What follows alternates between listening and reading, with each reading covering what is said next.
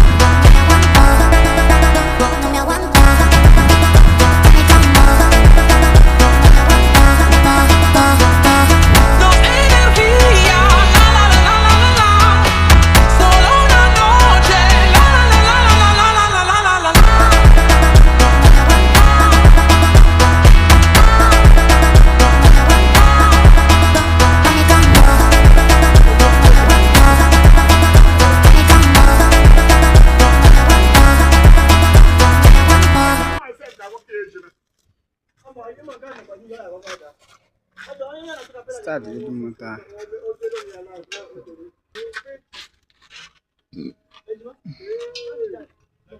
Okay, brother. I want to mother her now. Start.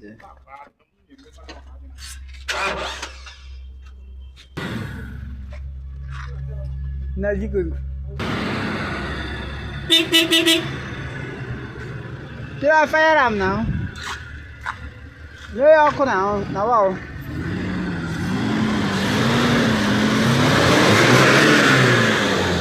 let's go for a